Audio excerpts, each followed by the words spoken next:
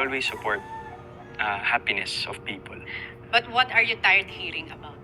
Sa gender issue, tingin nyo ganun? Fine. Tingin nyo bading? Fine. Sa unang pagkakataon ay ngayon lang naglabas ng hinanakitang kapuso actor na si Alden Richards. Tigil sa mga taong pilit na kino-question ang kanyang gender preference.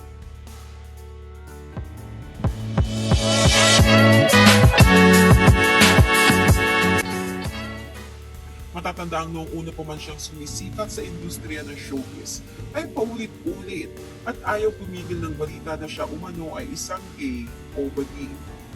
May mga ilang netizens din ang nagbahagi noon ng mga lumang larawan ni Alden kung saan may kasama siyang kapwa lalaki na tila ay nagmumungkahi ng kanyang kasarian. Sa interview sa kanya ni Tony Gonzaga sa Tony Talks nitong nakaraan ay naglabas na ng hinanakit si Alden sa hindi mamatay-matay na chismis na siya ay bading. At sa huli ay tila sumuko na siyang harapin pa ang ganitong uri ng mga balita tungkol sa kanya at hindi na niya umano kukontrahin pa ang mga ito. Tinanong siya ni Tony, "What are you tired hearing about?" Mabilis na sagot ni Alden, "Sa gender issue. Kung tingin nyo ganun, kung tingin nyo bading, fine. Ang iniisip ko nga minsan kapag may ganung mga rumors, wala na bang iba?" Mula noong mag-artista si Alden ay never pa siyang nagkaroon ng nobya sa labas man o sa loob ng showbiz na siyang nakitang dahilan ng ibang tao para palatangan siyang bading.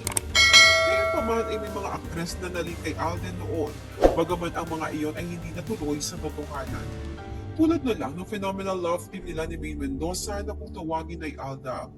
Marami ang umasa na matutuloy sa totoong relasyon ang sa kanilang dalawa.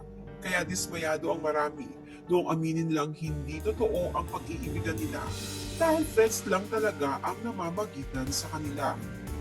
Maraming Alda fans ang hindi makamove on noon na ang iba ay ginawan pa sila ng mga nakakagulat na istorya. Gaya ng secretly married daw sila ni Maine at nagkaroon ng kambal na anak. May pawawalang katotohanan, base na rin sa salaysay pareho ni na Alden at Maine sa mga previous interviews. Ngayong kasal na si Maine Mendoza sa magaling na aktor at Quezon City 1st District Congressman na si Arjo Atayde. Habang si Alden ay single pa rin at ni walang naninig na babae, ay muli na namang naungkat ang pagdududa sa kanyang sexualidad. Kaya naman ito ang pahayag ni Alden tungkol dito. Matik sa showbiz kapag walang girlfriend ang tingin ganun.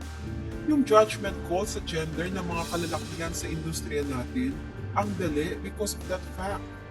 But ako po, parang pupunta ba ako sa route na yun dahil gusto ko na naman mang-peace? Ayon pa kay Alden, ano man ang sabihin ng iba, alam niya sa sarili kung ano ang katotohanan, lalo na't nandyan ang mga taong manalapit sa kanya na nakakaalam kung sino talaga siya. Isiniwalat rin ni Alden na sobrang nagpapasalamat siya sa pagkakaroon ng mga tunay na kaibigan sa loob ng showbiz, tulad na lamang ng aktres na si Julia Montes, na nakasama niya sa pelikulang 5 Breakups and a Romance. Doon sila nagkakilala at tuluyan na nang naging malapit na magkaibigan. Ani Alden, to the people who know me, like who really know me, my friends, and right now, most especially, yang si Julia Montes and si Coco. Nagulat ako kasi with that just one project, we instantly clicked. To the point na they became part of my life and I became part of their lives.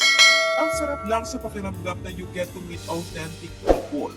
Those people I tend to treasure.